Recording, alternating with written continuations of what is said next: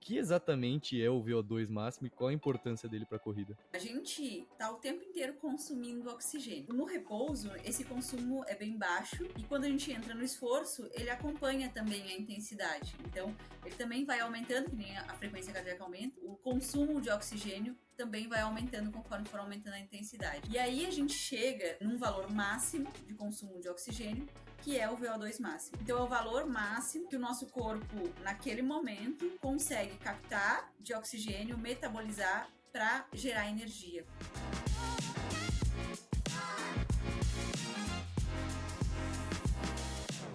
E aí, bem-vindo a mais um episódio do GMcast. O episódio de hoje foi com a doutora Juliana Pérez, popularmente conhecida como a cardiologista dos corredores. Ao longo do episódio a gente passou por 3 pontos principais. O primeiro deles, como ela começou na corrida e qual a relação da corrida com a profissão dela. O segundo deles foi sobre uma série de conceitos importantes de cardiologia para quem corre. Então eu perguntei sobre VO2 máximo, eu perguntei sobre zonas de intensidade, eu perguntei uma série de coisas que vários de nós têm dúvida, inclusive eu, e ela é literalmente a pessoa mais especialista para responder isso. E por fim, a gente falou sobre a experiência dela como corredora. Ela já correu Major, então eu fiz várias perguntas sobre isso. E antes de começar o episódio, eu tenho uma coisa importante para falar para vocês. Como vocês bem sabem, eu tô sempre buscando aprender coisas sobre a corrida, seja conceitos, produtos que vão melhorar minha performance, e uma das coisas que eu achei nesse meio do caminho foi a Liquids.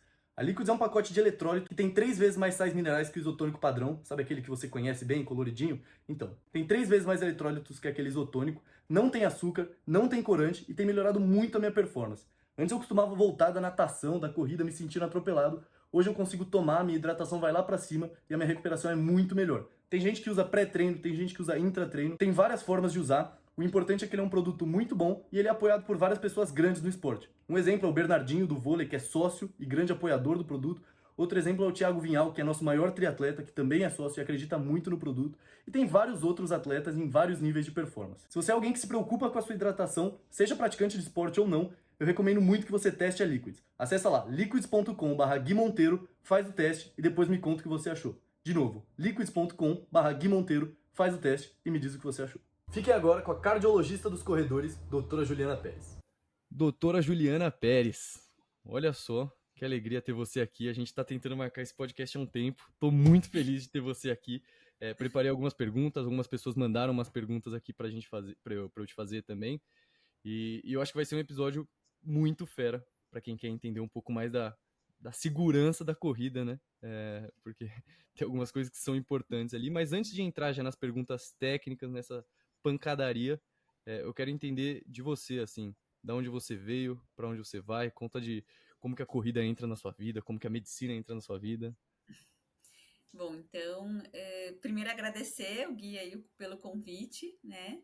E então, assim, a corrida em si, ela já está aí na minha vida há muitos anos, né? Eu venho de uma família onde a gente cresceu com esse exemplo esportivo, né? Meu pai era maratonista e desde pequena eu acompanhava ele nas maratonas, né? A minha família lá em Porto Alegre, todo ano ele corria a maratona de Porto Alegre, a gente acompanhava ele pela cidade, né?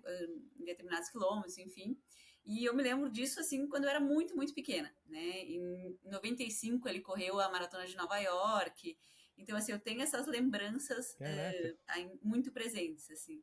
E eu comecei a correr no final ali da época do colégio, né, da escola, mas vivendo muito altos e baixos, né? Depois ainda entrei na faculdade de medicina, tive 2 anos de cursinho antes, né? Que é um período também muito difícil, mas a corrida me ajudou muito nessa época. Então, assim, eu corro há muito tempo, aí já há mais de 10, 15 anos, nem sei exatamente, né? Influenciada pelo meu pai. Meu irmão é professor de educação física, então, assim, eu sempre tive acesso desde o início, assim, a uma corrida orientada, né, com planilha de treino, tudo. Eu sempre entendi que isso era importante, como que funcionava esses processos, né. Aí eu sempre soube que um dia eu ia correr uma maratona. Mas nesses 15 anos, assim, eu demorei muito mesmo para fazer a maratona em si, né. Antes eu fiz muitas meias, mas porque a maratona, o processo, né, de uma corrida mais longa, de treinar, eu acho que é aí a grande chave que é o mais difícil a gente encaixar na nossa rotina. E então eu sou médica, né? Também me formei em medicina, depois fui fazer cardiologia, fiz clínica médica antes, que é um pré-requisito, né? e vim fazer cardiologia em São Paulo. Quando eu vim fazer cardiologia aqui em São Paulo, foi um dos períodos que eu estava, assim, até um pouco de altos e baixos na corrida, né? E eu vim morar próximo ao Parque Ibirapuera, porque o hospital onde eu vim fazer a residência, ele é do lado do Ibirapuera, né? O Dante Pazanese. E aí, com isso, eu fui morar próximo do hospital, eu não conhecia nada em São Paulo, né? Eu queria ir a pé para o hospital, só que com isso eu ganhei de presente ir a pé para o parque, né? Para o Ibirapuera. E aí eu voltei a conseguir ter uma constância na corrida, né? Foi depois disso daí, assim, esse retorno aí mais constante, de mais ou menos uns 2 anos, que eu decidi, por exemplo, fazer a minha primeira maratona. Que legal. Foi uma história. Começou desde. Deve ser muito doida essa experiência de, tipo, ter pais maratonistas tão cedo, assim. Seu pai correu Nova York em 95. Provavelmente ele foi um dos primeiros brasileiros a fazer isso. Então, naquela época já era difícil, né? Hoje é difícil, mas naquela época era ainda mais, né? Mas, por exemplo, já tinha a Camel, que é uma agência de turismo super grande aí, com muitos anos, né, no mercado, então já tinha, eles foram por agência, né? Não sei se tinha outros jeitos de ir. Mas assim, realmente hoje a gente relembrando algumas coisas que ele fazia antes, que hoje é totalmente diferente, né? Tipo, ele marcava a distância com o carro, porque não tinha GPS, né? Então, para ele treinar, ele marcava uma distância com o carro, ele sabia onde era isso na cidade, usava muito a frequência cardíaca, né? O polar, a cinta cardíaca, que era só o que tinha. E percepção de esforço. E meu pai, ele chegou a fazer sub-3 na maratona, então... É nada. Tá de sacanagem comigo. Ele chegou a ser sub-3, então, assim, eu às vezes pensando, né, de como era antes e como é agora, eu fico espantada, assim, de não tinha nada do que a gente tem de suplementação hoje, tênis, todas essas coisas, né, que a Que gente absurdo. entra no mundo da corrida e vai hoje só querendo mais e mais, né. Que absurdo, que absurdo. Esses dias eu vi um clipe do Anderson Silva falando de como ele se preparava.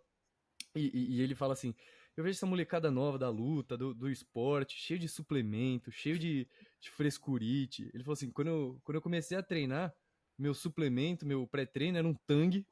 Eu comprava, acho que 30 Tangs, dava pro mês inteiro. E todo mundo lá com Glicodry no meio do treino. E eu com meu Tang aqui. Eu vejo essa rapaziada fresca aí, não querendo treinar e usando uma série de suplementos. Muito louco, fazer sub 3 É. deve A ter sido uma planilha dele experiência era de insana. papel, assim, escrita à mão. A gente até tinha esses tempos lá em casa, lá em Porto Alegre, a gente estava olhando. E ele também, lá em Porto Alegre, ele, na época, não tinham tantas pessoas correndo, né? Ele sempre ganhava um troféu, que era o troféu de primeiro médico na maratona, né? E aí eu tenho muita lembrança, eu não entendia direito, mas a gente ia buscar lá com ele a premiação, subia, um baita troféu, a gente tem todos os troféus lá em casa, então assim, era uma coisa assim que, nossa, pra mim era muito, muito mega, assim, então isso marcou muito, né? E o exemplo acaba ficando, né? Que bacana, que bacana. E aí você escolhe cardiologia, então, já pensando em esporte, você falou que você estava meio balançada com a corrida na época. Como que foi a escolha da cardiologia?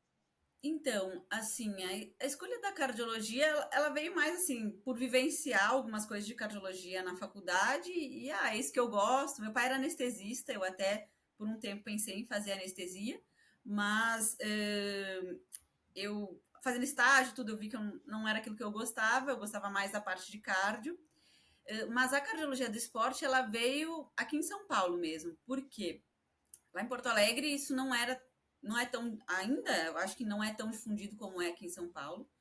E quando eu cheguei aqui em São Paulo, né, entrei na residência e tudo, dentro do Dante, onde eu faço, a gente tem um setor de cardiologia do esporte, né? E tem também 2 meses ali na parte de teste ergométrico, teste ergospirométrico, né? E de reabilitação cardíaca, que é o exercício físico para quem tem doença cardíaca. Quando eu entrei nisso e eu vi isso na prática, né, foi quando aí eu me apaixonei, que eu pensei, nossa, eu consegui ligar duas coisas, né? E a parte de reabilitação, ela me brilha muito os olhos, assim, porque é uma parte, assim, muita gente tem medo, né? Tem a tendência de falar para as pessoas não fazerem exercício, teve um infarto, não faz, não se esforça, né? Ainda tem isso é muito atrasado. Então, hoje, eu consigo, aliás, assim, eu gosto muito dessa parte de performance, eu faço muito isso também no consultório, mas eu adoro também receber aquele pacientezinho que passou por uma cirurgia cardíaca e quer correr uma maratona, sabe? Aquelas coisas assim que quase todos os cardiologistas ou fogem ou falam assim, não, tu tá louco. Deve dar medo mesmo. Um caso ousado de uma pessoa. Legal. E aí, eu sei que você é especialista em testes, você tem esse foco em testes, mas antes de entrar nisso, eu quero entrar numa parte geral, assim, da cardiologia no esporte, que todo mundo falou para eu te perguntar isso. Tem várias perguntas aqui no Instagram da galera falando sobre isso, que é o que são as zonas cardíacas. O que exatamente é isso? Porque isso é o ponto central, eu acho que o corredor entende da relação do coração com a corrida, que são as zonas cardíacas, Z1, Z2. O que exatamente é isso? Como que a gente descobre? Vamos entrar nessa seara técnica e... Assim, as zonas, elas são zonas de intensidade, né? E para mim, por exemplo, assim, a frequência cardíaca, ela é uma métrica de intensidade também, tá? Então, por quê? Porque ela varia conforme a intensidade. A gente no repouso está com uma frequência cardíaca baixa, quando a gente entra no esforço, se a gente, por exemplo, faz um teste progressivo, né, como é um teste ergospirométrico, a gente vai aumentando progressivamente a frequência cardíaca até chegar ali no nosso máximo e chegar numa frequência cardíaca máxima. E no treino também, quando a gente faz um treino, né, se ele é um treino contínuo, de uma maneira geral, a frequência ela tende a ficar mais estável, ela pode variar por alguns motivos, mas ela tende a ficar mais estável. Se a gente faz um treino intervalado, né, ela vai subir com alta intensidade, ela vai recuperar quando a gente tiver o intervalo de recuperação. Então, assim, a frequência cardíaca, ela acompanha a intensidade, né? E as zonas de treino, a gente tem diversas formas de fazer zonas de treino, né? Tem a mais comum são 5 zonas, né? E aí a gente pode usar zonas por frequência cardíaca ou zonas por ritmo e velocidade, pace, né? Ou velocidade na esteira. E o que acontece, né? Por exemplo, assim, é muito comum as pessoas às vezes se basearem, principalmente assim, vamos ver na frequência cardíaca, né? Por fórmulas, aquela fórmula às vezes que já vem pronta ali do relógio, aquelas zonas de frequência que já vem prontas, né, dos relógios, e aí erra demais, né? Por quê? Porque principalmente a gente fazendo teste em atletas, e a gente tenta ao máximo levar o paciente ali no máximo dele, atingir a frequência cardíaca máxima, a gente vê que a fórmula realmente erra muito, tá? Então varia muito, assim, é muito individual. Tem pessoas que chegam a 200 de frequência máxima, tem outras que chegam a 170. A gente sabe que varia conforme a idade, mas às vezes também isso é uma coisa que não tem um padrão exato, né? Então, o que a gente faz? A gente descobre uma frequência cardíaca máxima daquela pessoa, não de uma fórmula, né? A que é realmente daquela pessoa. E aí a gente tem porcentagens para definir a intensidade, porcentagens dessa máxima, ou a gente tem os limiares, que a gente chama, que são pontos de transições fisiológicas que acontecem no teste ergospirométrico, né? Que aí vão definir Z1, Z2, que são zonas de intensidade leve, né? Ali Z3, Z4 mais moderado a forte, e Z4, Z5 já as zonas mais fortes, né? Então, a gente tem transições no teste metabólicas, onde a gente marca essas transições e vê qual que é a frequência cardíaca ali naquela transição. E também a gente pode basear tudo isso só pela frequência cardíaca máxima. Mas acaba sendo mais preciso quando a gente faz o teste, né? E por esse comportamento do teste, a gente consegue definir essas transições e aí definir as zonas. Porque, assim, um exercício leve, né? Para mim, pode ser com um pace de 6 e para ti pode ser com um pace de 5, né? Por isso que isso tem que ser muito individualizado. Para mim, o meu leve, a minha frequência cardíaca é até ali em torno de 145, até no máximo 150. Para uma outra pessoa, às vezes isso é 160, às vezes é 130, né? Então, por isso que varia muito. E se a gente usar fórmulas prontas, né? Se a gente não individualizar para a pessoa, a gente vai errar muito. Entendi. Então é o teste ergospirométrico que faz. Isso é. Ele ajuda, né, a gente ter essas fórmulas não, essas zonas, de uma maneira mais precisa e individualizada. Entendi. Esse é o teste que a galera corre com a máscara? É esse. Esse é famoso. Esse é famoso. Quantidade de jogador de futebol que faz ele, maratonista, quando tá em preparação ali, solta um postzinho no feed, correndo com a máscara. E o que é mais legal é que, assim, hoje a gente. Muita gente às vezes ainda tem na cabeça que isso é só para atleta profissional, é só para um cara que é muito alta performance. Não, hoje a gente pode usar esses dados para a pessoa que está começando, até para aquele cara realmente atleta profissional. Por quê? Porque um dos grandes erros de quem está começando e o que gera muita frustração é a pessoa não conseguir, não consigo andar 100 metros, não consigo correr 1 quilômetro, porque ela erra a intensidade. Às vezes quem está iniciando, para ele só existe o caminhada, que é um leve, e a corrida, que é forte. É basicamente isso, né? Para quem às vezes não tem um nível de condicionamento. Então, se a gente souber ali de uma maneira mais. Eu acho que a gente acaba objetivando um pouco mais, porque a percepção de esforço, a gente tem que treinar ela também, né? No início é difícil a gente entender a nossa percepção de esforço, né? E aí, no momento em que a gente associa dados objetivos, a gente consegue ir tanto treinando mais a nossa percepção de esforço, como acertando mais também nessa questão de intensidade. Entendi. Esse é o teste, então, que vai levar até o BPM máximo da pessoa, vai aumentando a velocidade, é isso? Então, aumenta a velocidade, aí você enxerga a zona de transição e o BPM máximo. Isso é. Normalmente, como é que a gente faz, né? A gente conversa com o paciente antes para entender, primeiro, o que ele faz nos treinos de ritmo, como que no treino é a frequência cardíaca dele, se ele usa, né, esse tipo de monitorização. E aí, dentro desses ritmos, a gente monta um protocolo para aquela pessoa, no que a gente espera que ela saia do que é muito leve para ela e chegue até o máximo para ela, né? Que é aquilo que eu falei. O muito leve para ti pode ser um pace de 5, para mim pode ser um pace de 6, 6,40, né? Ou uma caminhada. Então, tem pessoas que a gente começa com caminhada, tem outros que a gente começa a 10 km por hora, 11 km por hora. Um atleta profissional, a gente começa aquecendo a 11 km por hora, entendeu? Uma pessoa que é totalmente sedentária ou que está iniciando ali, a gente começa caminhando. Então, a gente individualiza para que para aquele paciente a gente comece numa intensidade muito leve e a gente chegue até o máximo dele. Entendi. Eu fiz esse teste uma vez. Quase morri. Na velocidade final, ele falou assim, eu inclino ou aumento mais? Eu falei assim, meu irmão, se você fizer qualquer coisa, eu morro aqui. Eu acho que eu cheguei bem no meu máximo. Legal. Isso é uma outra coisa que é difícil também, né? Tem pessoas que a gente vê que tem essa dificuldade, às vezes, de chegar ali meio no máximo, e quando tu tá nesse máximo, é muito desconforto, né? Então, já é desconfortável fisicamente e ainda tem a máscara, ainda tem os eletrodos, às vezes.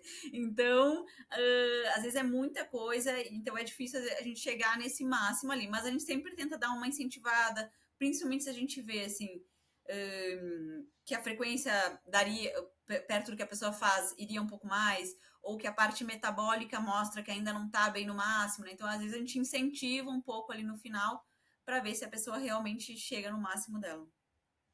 Entendi. Ju, uma dúvida clássica agora pra você. Quando eu comecei a correr, meus pais não correm, eles não são muito do esporte. Meu pai é do tênis, na verdade, mas minha mãe é zero do esporte. E quando eu comecei a correr, eu falei pra eles assim, mãe, pai, eu vou fazer uma meia maratona. Eu fui ousado na época, fui, mas eu soltei essa bomba pra eles. E minha mãe falou assim, pelo amor de Deus, meu filho, vai ter um ataque do coração. Você tem que fazer um check-up do teu coração pra ver se você pode correr. O que exatamente é esse check-up? Por que é importante um corredor fazer antes de começar? Qual que é o momento certo? É de primeira? É quando a pessoa tá correndo 5 km, 10 km? Como que você enxerga essa saúde inicial Uhum. para começar a correr? Assim, por que que é importante, né? Porque desde pessoas mais jovens, a gente pode ter, por exemplo, doenças genéticas, né? Principalmente abaixo de 35 anos. As doenças genéticas, elas são as que mais causam algum problema no exercício. Acima de 35 anos, a principal preocupação é infarto mesmo, aí o infarto passa na frente das doenças genéticas, né? Que são doenças em que no momento em que a gente gera esse estresse para o nosso coração, que é o estresse do exercício e um estresse bem intenso, que principalmente a gente chega em provas, por exemplo, ou treinos de alta intensidade, né? Isso associado a uma doença gera um gatilho que pode levar a um ataque cardíaco, uma parada cardíaca, né? Então, isso é raro, mas quando acontece, principalmente quando acontece em pessoas jovens, né? É uma coisa que é muito dramática. Então, e a gente, em exames de rotina, a gente já pode identificar uma coisa que a gente pode dar alguma orientação mais individualizada ou até mesmo tratar, né? E evitar e prevenir esse tipo de complicação. Então, o que que eu vejo assim? A gente tem muita gente às vezes que usa essa desculpa do check-up para não começar o exercício, né? Ah, eu tenho que passar, sabe? Então assim, hoje tem muito assim que se a pessoa não tem nenhuma doença e não sente nada, principalmente no esforço, ela deve começar um exercício, né? Deve começar uma atividade física, porque isso é saúde, né? E o sedentarismo é uma doença. E depois, então, assim, essa avaliação ela não deve impedir ela de começar a fazer um exercício físico. Mas, por exemplo, se a pessoa começa a participar de competições, né, a treinar mais intenso, treinar com alta intensidade, aí já a gente tem que olhar com outros olhos e realmente o check-up está super indicado, né? Basicamente, o que, que a gente faz? A gente faz uma consulta médica, né? Onde a gente vai avaliar todo o histórico da pessoa, se ela tem algum sintoma ou não, fazer um exame físico, né? Na consulta eu sempre faço, por exemplo, um eletrocardiograma de repouso, que aí a gente já consegue ali ter algumas pistas se tem alguma coisa ou não. Se o exame é totalmente normal, a gente já fica mais tranquilo. E aí já parte, né? Segue o check-up normal. Então, é uma coisa assim, o check-up ele é importante, ele não precisa te impedir de começar a fazer uma atividade física, porque a gente, como eu falei, né, o sedentarismo é uma doença também, mas é uma coisa que tem que estar na mente, e principalmente para quem faz provas de corrida e quem treina em alta intensidade. Entendi. Então, para pessoa que está começando, assim, não é uma desculpa. Preciso fazer, preciso me preparar para começar a me preparar, para começar a pensar em correr. É, A pessoa a gente tem pode. que diminuir um pouco essas barreiras, né, para as pessoas iniciarem a atividade física, porque não é fácil já, e aí se a gente começa a botar desculpa, aí realmente fica mais distante de algumas pessoas. Entendi, entendi. Tô fazendo várias perguntas aqui que eu tinha quando eu comecei a correr, o tal do check-up, que minha mãe me obrigou a fazer. Eu fiz, tava tudo saudável, inclusive, ainda bem. Que Mas eu bom. entendi a importância dele. E ao longo da minha jornada como corredor, um outro termo que eu comecei a ouvir muito é VO2 máximo. VO2 máximo, você tem que fazer o seu teste de VO2 máximo. Aí esses dias teve uma prova de triatlon, e aí falaram, não, o VO2 máximo desse cara é 92, enquanto o VO2 máximo desse cara é 55. O que exatamente é o VO2 máximo e qual a importância dele para a corrida? Então, a gente está o tempo inteiro consumindo oxigênio, né? E a corrida, ela é um esporte predominantemente aeróbico. Então, a gente usa muito oxigênio aí como participante ali para gerar energia, né? Só que no repouso, esse consumo é bem baixo, e quando a gente entra no esforço, ele acompanha também a intensidade. Então, ele também vai aumentando, que nem a frequência cardíaca aumenta, o consumo de oxigênio também vai aumentando conforme for aumentando a intensidade. E aí a gente chega num valor máximo de consumo de oxigênio, que é o VO2 máximo. Então, é o valor máximo, né, em que o nosso corpo, naquele momento, consegue captar de oxigênio, metabolizar para gerar energia. E é o que a gente chama de como se fosse o nosso motor hoje, né? Porque ele é uma foto do momento. O VO2, ele a gente tem valores que são previstos para idade e sexo, né? E aí, se a gente pode ter, quem treina, normalmente tem valores bem acima da média. E quem é muito sedentário, às vezes tem valores bem abaixo da média. E aí a gente já tem um monte de estudos que mostram que pessoas que têm esses valores abaixo da média vivem menos, têm mais doenças, né? E quem tem valores acima da média vive mais e tem menos doenças, né? Então, ele é uma métrica não só de saúde, mas também, não só de performance esportiva, mas também de saúde, né? E as pessoas que têm um VO2 mais alto, elas tendem a ter uma performance melhor. Mas, por exemplo, assim, se a gente pegar todos os atletas maratonistas aí profissionais que estão largando numa maratona, todos eles vão ter um VO2 muito alto. Então, não necessariamente é isso que vai fazer a total diferença ali na performance deles. Tem muitos mais outros detalhes, né? Mas a gente sabe que quem tem um VO2 alto vai ter uma performance, tende a ter uma performance melhor, principalmente nesses esportes assim, bem aeróbicos, né? Onde a gente usa muito o oxigênio como fonte de energia. E pelo que você falou, então, o VO2, quando a gente descobre ele, é uma foto, então eu imagino que dê para treinar ele. Como Sim, exatamente a gente treina? É treino de tiro? É treino Z1? Tipo, como funciona esse desenvolvimento? é um conjunto, né? Antes se tinha muito que só melhorava o VO2, por exemplo, com os treinos de tiro, né? Realmente a gente precisa de treinos de intervalados de alta intensidade para também ter essa melhora. Mas a gente sabe que os treinos de baixa intensidade, né, Z1, Z2, também são importantes. Porque quando a gente está nessas zonas mais baixas, né, é onde a gente mais usa o oxigênio como fonte de energia. E aí, então, a gente treinando muito isso, principalmente né, para quem treina aí longas distâncias, sejam treinos contínuos, estáveis assim nessas zonas mais baixas, a gente faz uma base que a gente chama aeróbica maior, e isso também ajuda né, a gente a ser mais eficiente metabolicamente, e ele vai ter um impacto também no VO2. Então, é uma combinação, por isso que quando a gente faz, tu conhece, né, já faz planilha de corrida, a gente tem uma mescla realmente desses treinos, né? A gente treina uma vez na semana, um intervalado de alta intensidade, depois os outros treinos são mais rodados, tem treino regenerativo, enfim. Então, essa mescla é que faz com que a gente melhore, e melhore também o VO2, né?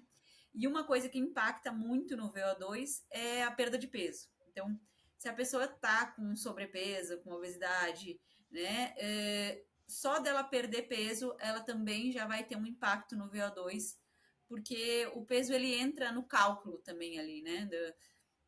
Apesar da máscara ela ser uma medida direta, né? A gente está medindo ali diretamente essa análise de gases, né? Junto a gente tem o impacto do peso quando a gente vai ter esse valor final. Então, a perda de peso também tem muito impacto no VO2. Entendi. No sentido de que quanto mais leve, maior o VO2 daquela pessoa. Maior Sim. eficiência do uso de oxigênio. Por isso que a gente vê tão pouco, tipo, maratonista e, sei lá, até mesmo triatleta mais fortões, assim. Todos acabam sendo bem magrinhos pra aumentar a eficiência, é isso? Também, isso, para ficar mais leve, né? São É. vários fatores aí, mas acaba te deixando mais eficiente, mais econômico, né? Ali nessa corrida ou no triatlo. Que interessante. Eu achava que a ideia de ficar magrinho era mais pra não carregar tanto peso extra. Mas interessante saber que tem uma Também. métrica de eficiência de uso do oxigênio ali Mas relacionado tem ao peso. também, Eu acho que o Kipchoge ele pesa tipo uns 52, 62 quilos. É uma coisa ridícula, assim. Não pesa nada. Parece uma folha de papel, cara. é. Bizarro. É. E o VO2 é um termo que eu ouço bastante. E você citou um também, que é base aeróbica. Eu sempre ouço. Meu treinador, inclusive, falou assim: Gui, a meta sua para esse ano é aprender a correr devagar, porque a gente tem que formar uma base aeróbica. E corredor de verdade é aquele que sabe que você tem que correr devagar quando você tem que correr devagar, correr mais ou menos quando você tem que correr mais ou menos, correr rápido quando você tem que correr rápido. O que exatamente é essa base aeróbica e qual a importância do treino leve para isso?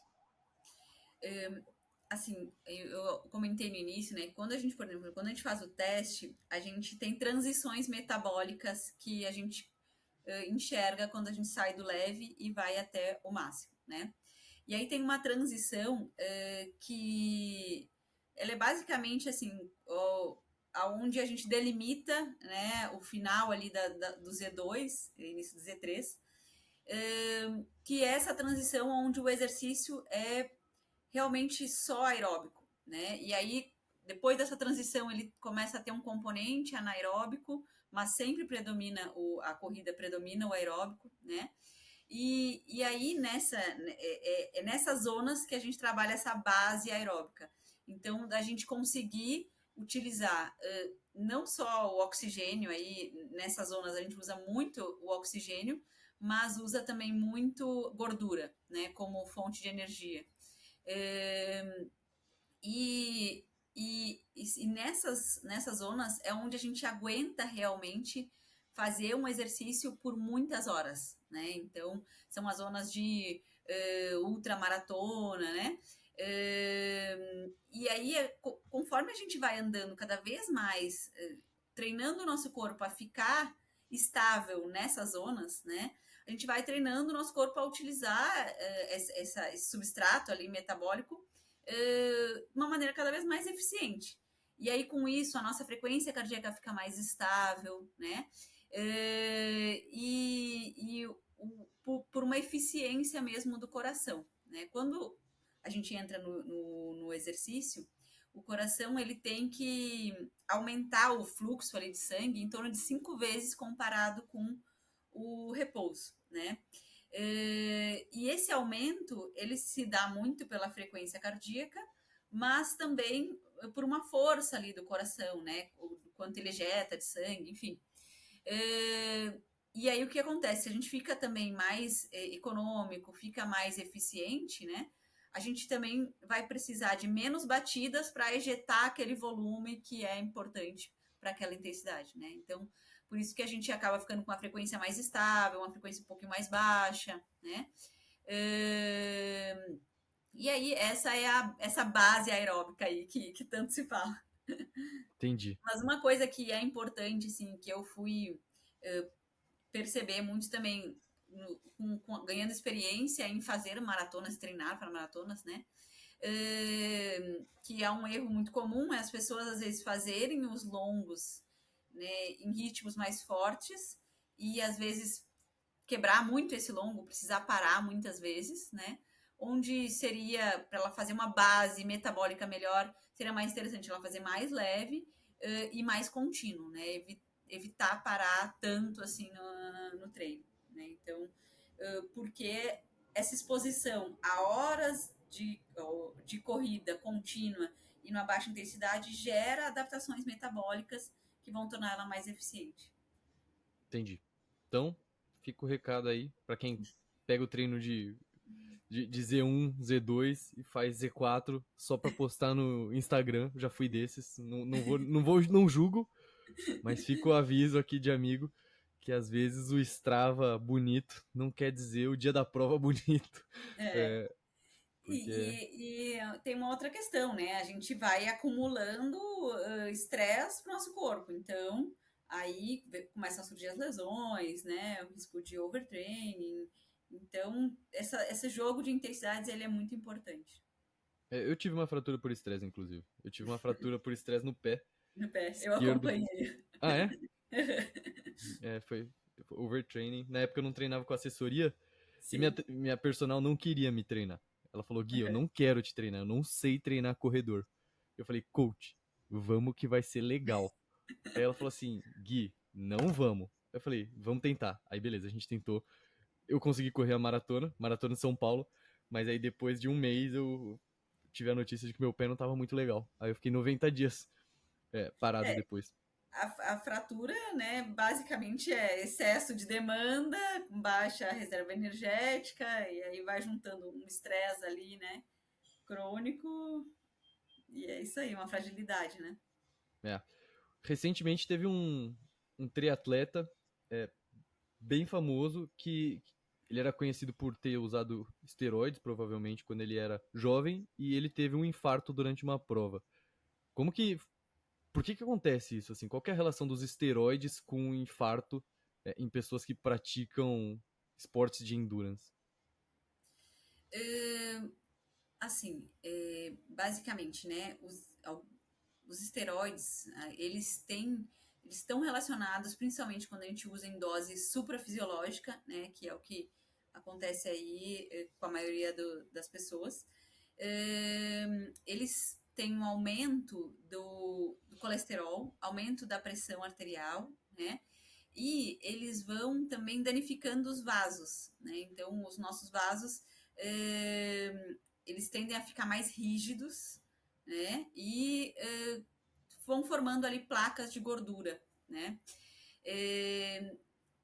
Eu já trabalhei bastante em pronto-socorro e a gente via isso com frequência, né, com uma certa frequência, de pessoas jovens chegarem com quadro de infarto e ter esse histórico de uso de esteroides anabolizantes, né.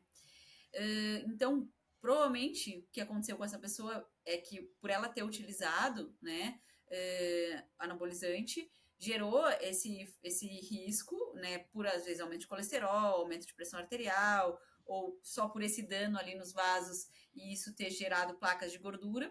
E quando a gente vai, né, para uma prova, uma maratona, né, uma prova de endurance, enfim, a gente tem vários fatores que podem, naquela pessoa que já tem uma doença, desencadear, né, um infarto. Então, por exemplo, a desidratação conta aí, né? Porque o que acontece? A pessoa tem uma placa ali de gordura e normalmente no infarto essa placa se rompe e aí ela obstrui o vaso inteiro e aí ela causa infarto, entendeu?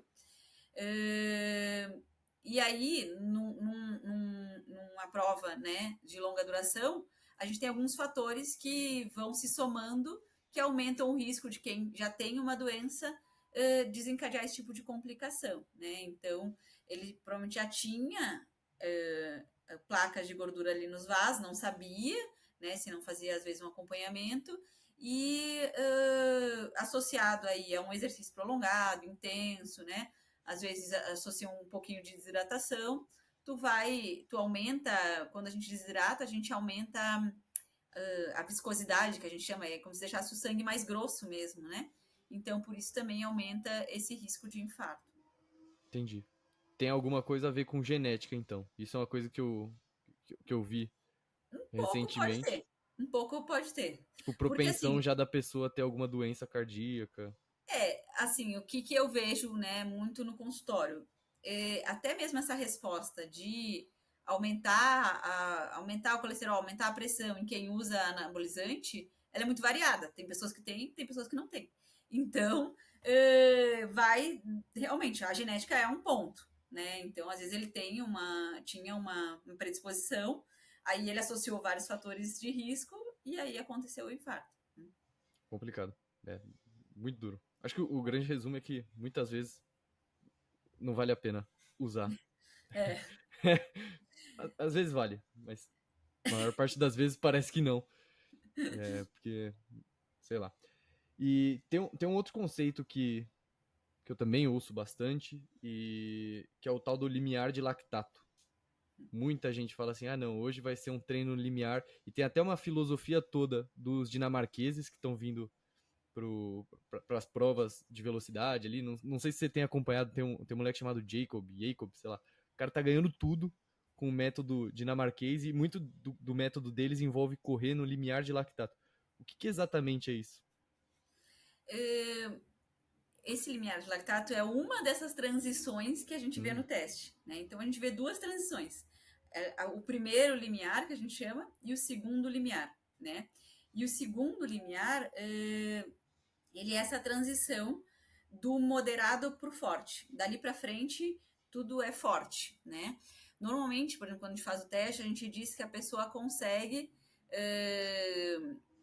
correr em cima do limiar em torno de 40 a 50 minutos. Então, o nosso segundo limiar, a gente sempre dá como uma estimativa do que ela ia fazer, por exemplo, uma prova de 10 quilômetros, né? E correndo acima disso, a fadiga vai chegar cada vez mais rápido. tá? Porque o que acontece ali? Basicamente, o nosso corpo ele tá o tempo inteiro tentando buscar um equilíbrio metabólico, né?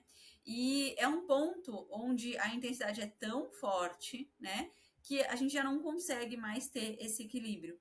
E aí isso gera metabólitos, né, uma acidose importante que a gente chama, e um deles é o lactato. Então, por isso que a gente faz também teste de lactato, né? Então, associado ao teste ergospirométrico, às vezes a gente mede lactato.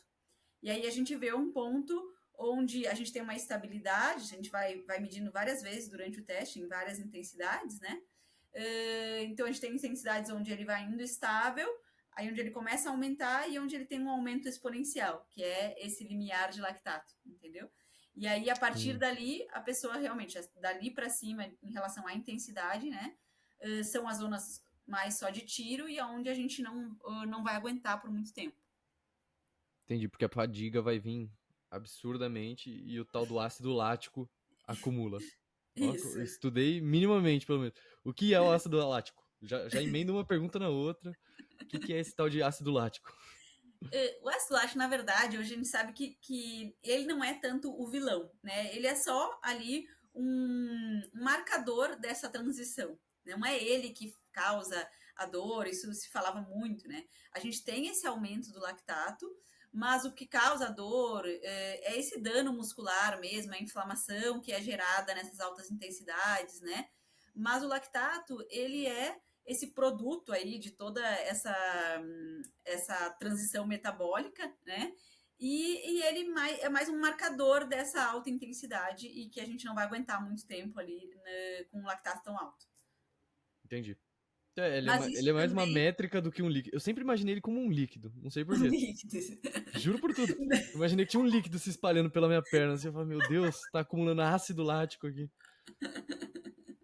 Não, ele é um metabólito que fica no nosso sangue, entendeu? E quando a gente mede lactato, a gente pega uma gotinha de sangue da pessoa e mede como qualquer outro exame aí. No laboratório, ali, quando a gente faz o teste, a gente mede com uma medida de glicose, né? Então, ele é um metabólito do sangue que se aumenta numa alta intensidade. E aí, a gente conhecendo o comportamento do lactato, a gente sabe que a gente tem um limiar ali, onde dali para frente ele vai subir muito e aí é uma intensidade muito forte, entendeu? Entendi. Entendi super.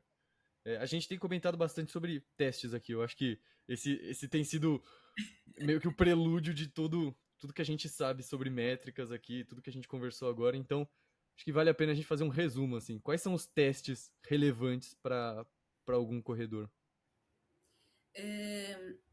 Assim, eu acho que começa aqui naquilo que a gente falou do check-up, né? Então, fazer um teste clínico. E hoje, até postei um vídeo hoje sobre isso, né? Que eu sempre busquei, já fiz vários, até na época da residência, eu era meio cobaia, sabe? Vai lá e faz o teste. Então, só que eu era meio frustrada, porque eu fazia o teste, tá, mas agora como é que eu vou usar? O que isso vai mudar nos meus treinos? Como é que eu vou usar isso aqui? Então, eu tinha um pouco essa frustração, assim. Então, hoje, o que eu fico muito feliz é que eu consigo lá na InSport, na clínica onde eu trabalho, né? E era uma coisa que eu queria muito, que era associar essa avaliação clínica com a esportiva. Então, a gente, no teste ergospirométrico, faz essa avaliação clínica, né, cardíaca, com o eletrocardiograma, mas também a gente tem essa avaliação metabólica aí que vai nos gerar dados para a gente melhorar nos treinos, né? Porque assim, o pessoal quer cuidar do coração, mas ele quer mesmo melhorar nos treinos e bem na prova, né? Então, basicamente assim, esse é um exame que vale muito a pena a pessoa fazer, porque associa essas duas coisas, né? E passar na parte de exames, assim, né? Passar em consulta para ver se precisa algum outro exame. Normalmente, né, a gente faz exames de sangue, a gente faz ecocardiograma, ali tem outros exames que a gente acaba avaliando juntos também. Da parte de testes específicos, assim, para performance, né?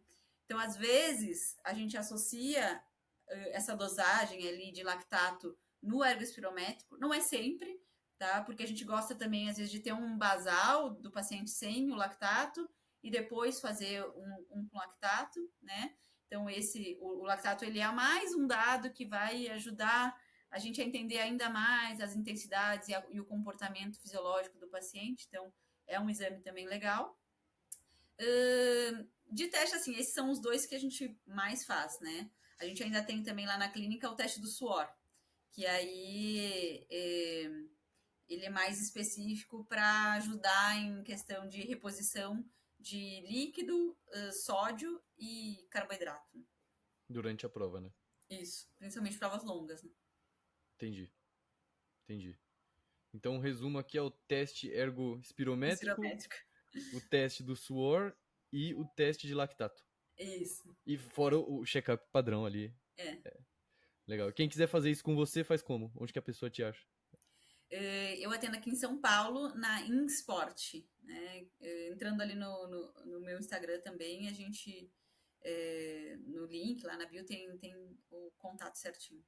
Boa. Vou deixar também aqui na bio do episódio para quem quiser entrar, mas não sai do episódio ainda não, porque não acabou. Falando para todos os nossos ouvintes, foi só um momento relevante aqui, de eu tirar essa dúvida. Uma outra dúvida que eu tenho, quenianos, todo mundo tem essa dúvida. Eles são diferentes da gente? A galera fala, não, eles treinam em altitude. O que acontece? Isso é um grande diferencial, né? A questão da altitude faz muita diferença, né? Tanto que a gente já tem dopings que tentaram, que acabam gerando essa... A altitude gera uma adaptação metabólica, né? Que a gente tem dopings que simulam isso. Então, realmente isso faz muita diferença, né? Acho que é um dos pontos principais aí, mas também a questão de biotipo, genética, tudo. Eles têm esse biotipo também já muito propício, né, para essa parte de corrida. E eu acho que é uma junção de fatores, né? A questão da altitude conta muito, a questão de ter aí um biotipo, uma genética, e isso ser a corrida é o esporte deles, né? Então, da cultura deles. Então, eu acho que junta várias coisas e aí acaba realmente tendo muitos talentos, né? Esses dias eu tinha um treinador queniano que veio aqui pro Brasil, Uhum. e aí eu fui na palestra do cara, e ele fala muito sobre isso, assim, ele fala, de fato a gente tem a altitude ajuda a gente e tal, mas assim, tem como você não ter a nossa altitude e ter uma performance muito parecida se você tiver a nossa cultura. E o cara fala assim, cara, o treinador falando, o Quênia não tem nada de especial. A gente não tem nada diferente do de vocês. Inclusive aqui, as ruas que vocês treinam são muito melhores do que as ruas que a gente treina. Vocês têm muito mais equipamento do que a gente tem. Tem tudo muito mais fácil. Vocês têm gel pronto, tem pré-treino. A gente não tem nada disso. Só que o que eles falam lá é da cultura de excelência. O cara fala assim, a diferença é que pra gente, corrida é o esporte. E quando você é um corredor profissional lá, você nunca quer faltar no treino, porque você sabe que seu amigo não vai faltar no treino. E ele fala dessa competição saudável.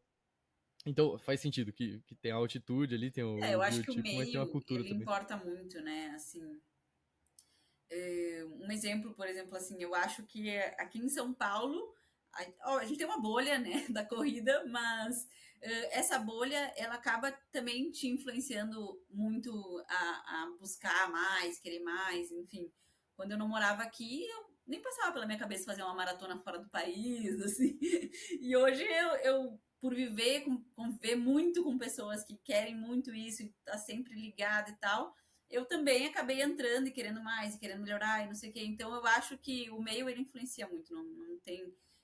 E a cultura deles é isso, né? É do país, desde que nasceu, enfim. Então eu acho que realmente isso é uma coisa que conta muito ali.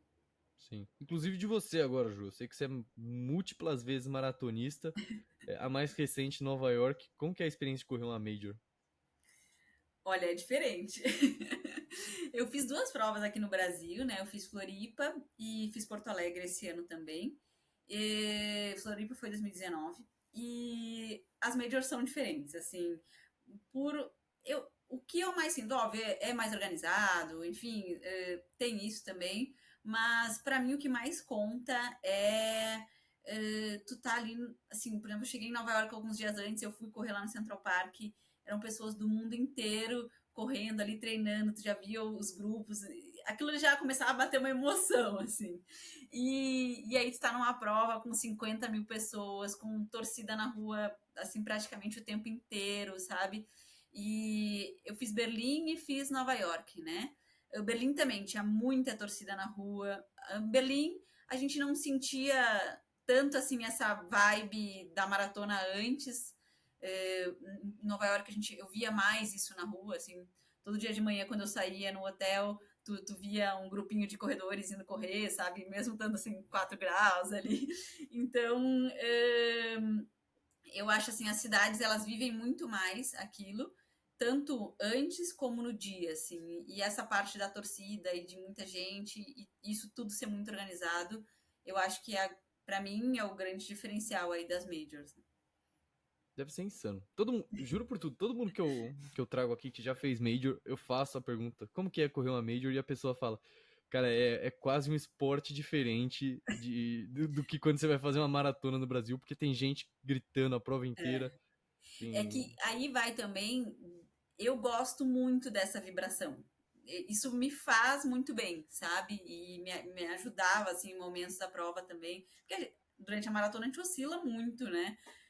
De pensamentos, enfim. Então, isso me me ajuda muito, né? Mas eu já tive amigas que falaram assim, eu tava em Chicago e chegou uma hora que eu pensei assim, para tanto barulho. É que eu não sou essa pessoa, eu gritava junto.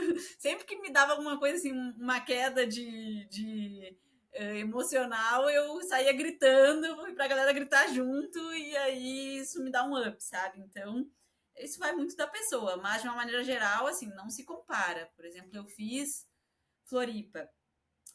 Floripa foi a minha primeira maratona.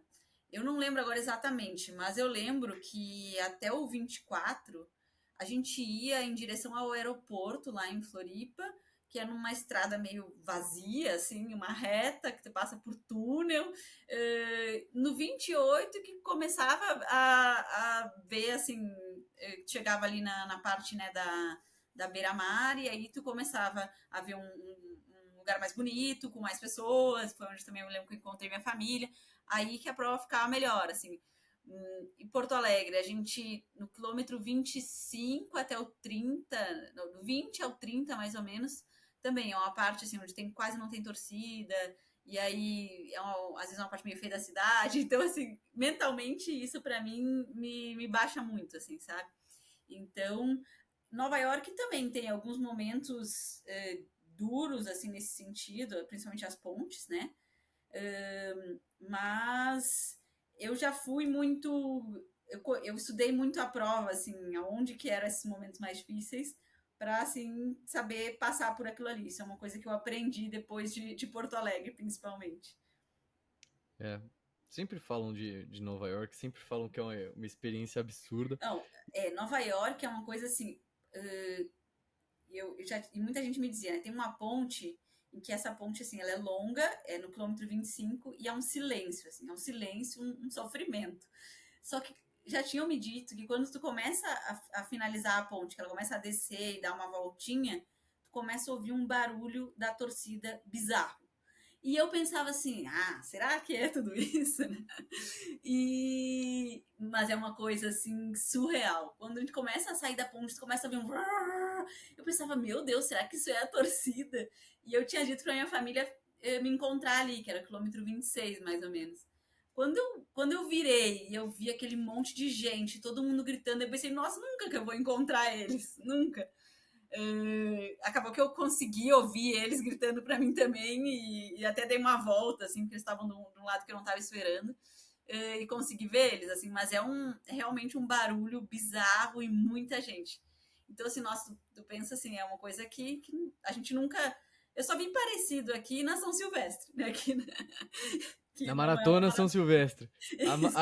A eterna, a maior de todas, a maior maratona do Brasil.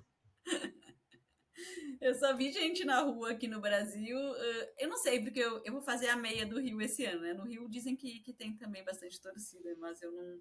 Não muito, não muito, não muito. Eu Não muito. fiz as duas meias do Rio já, que acontece no final do ano e no começo do ano. Não tem. A maior parte do tempo rua, normal, não tem muita gente, não. Tem no finalzinho, assim, tipo, 500 metros finais, basicamente, e no primeiro quilômetro vai ter uma galerinha ali do lado, mas não E, deve nem se comparar. e uma coisa que eu acho que ainda é ainda a gente ainda não tem tanto essa cultura aí que lá fora o pessoal tem muito, é, eles já têm uma cultura maior de maratona. Então, assim, uma coisa que eu achava demais lá em Nova York é que eu vi vários idosos, assim, mas muito idosos mesmo. Eles estavam lá no ritmo deles e eles tinham um número atrás na camisa que dizia assim, por exemplo, 23 and counting. 32 eu vi um and counting, entendeu? Tipo, ela já era a 32ª maratona deles e Caraca, contando. Então, assim, eu vejo assim que lá fora tem muito mais esse pessoal também mais idoso, que a gente até também na prova, a gente fez a prova de 5 quilômetros no dia anterior, né? E aí parou uma senhora assim do nosso lado, a gente estava indo para a prova caminhando. Ela tinha uns 60 anos, e ela, porque eu já fiz a prova, a maratona 10 vezes, vocês vão fazer a maratona, e tu vê assim que ela falava com um amor daquilo, e eu acho que eles vivem mais essa vibe, assim, e por muito tempo, né? Então a gente ainda não tem tanto essa cultura, mas tá aumentando, né? tá. Definitivamente tá aumentando. E eu acho que é nosso papel como criadores de conteúdo promover isso de alguma forma, esse brilho no olho É. de falar das maratonas. Ju, para encerrar isso aqui, algum tempo atrás eu pedi perguntas numa caixinha de pergunta do meu Instagram. Eu vou dar uma olhada aqui nelas.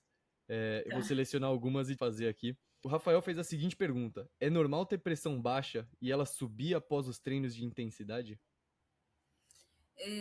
Sim, a pressão, todo o nosso corpo, né, ele tem uma resposta aguda, que a gente chama, ao exercício físico. Então, ao mesmo tempo que a gente aumenta a frequência cardíaca, no exercício a gente também tem um aumento progressivo da pressão arterial.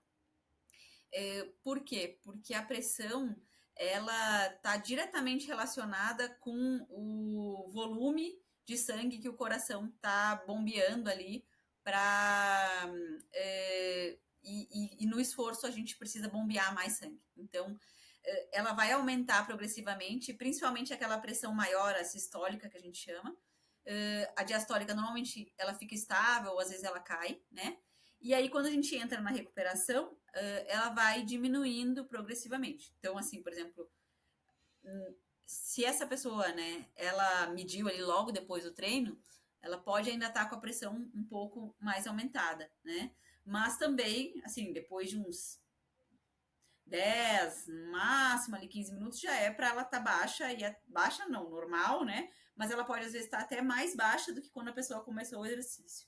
Mas durante o exercício é normal ela subir e aí depois ela recupera. Entendi. Vamos para a próxima pergunta. A próxima pergunta é da Maria Júlia. Ela fez a seguinte pergunta: tenho muita dificuldade com respiração. Chega a doer o tórax. Como posso melhorar? Essa pergunta é $1 milhão. Primeiro, o que a gente tem que entender é que a gente ficar ofegante é normal do exercício, né?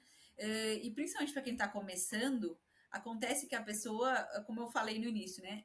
Ela sai, no que ela começa a correr, ela já está naquela intensidade muito forte, naquele segundo limiar que a gente conversou, né? E essa intensidade, ela gera realmente, a gente aumenta muito a frequência respiratória, isso é normal, né? Então a pessoa vai ficar muito ofegante.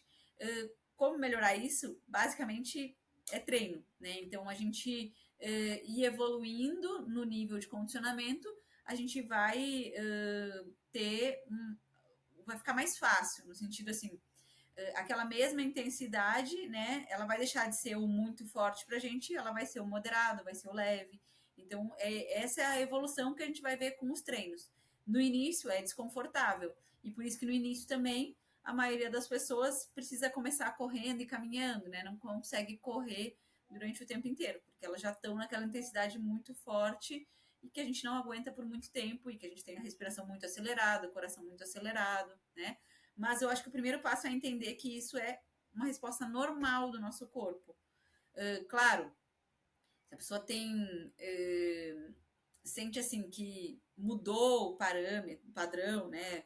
Assim, não, mas eu conseguia correr e agora eu não consigo mais e me dói, eu tô com uma falta de ar fora no ar, tem que investigar, né? Pode ser asma, pode ser, enfim, alguma coisa até pulmonar também, mas de uma maneira geral é normal que a gente fique com a respiração bem acelerada, ofegante, né? E às vezes dá aquela dor também aqui embaixo, né? Que é um pouco também relacionado com isso. Famosa dor de lado. Essa aí é um clássico. E a última pergunta é a do Vitor.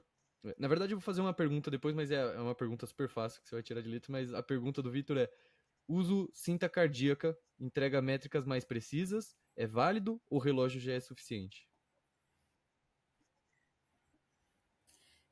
A cinta cardíaca sempre é mais precisa, tá? Então, o relógio, a gente sabe, tem vários estudos aí comparando diversos modelos de relógio, né?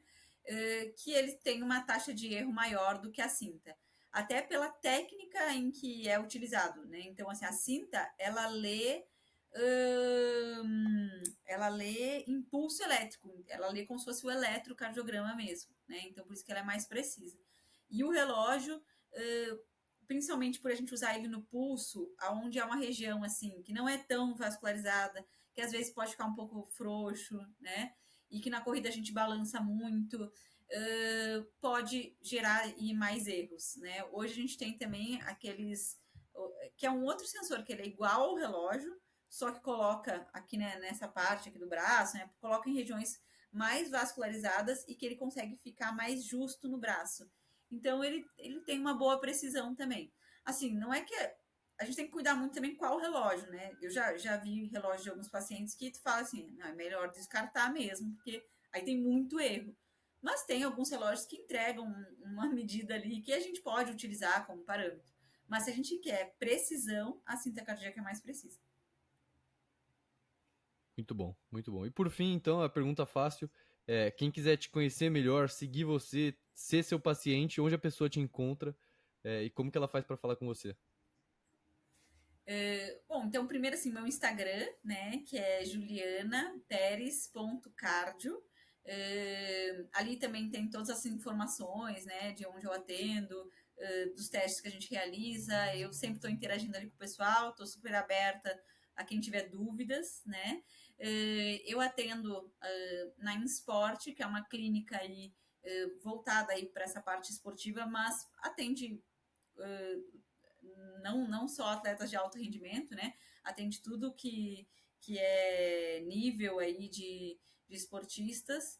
E essa clínica, então, fica aqui em São Paulo, mas também faço, por exemplo, teleconsulta, atendo pessoas, assim, de fora aqui de São Paulo também, que acaba ajudando, principalmente nessa orientação, assim, para exercício, avaliação de exercício, né? Que o pessoal me procura muito. Sensacional, Ju. Muito, muito, muito obrigado pelo seu tempo. Foi um grande prazer gravar esse episódio. Eu acho que a gente gerou bastante valor pra galera.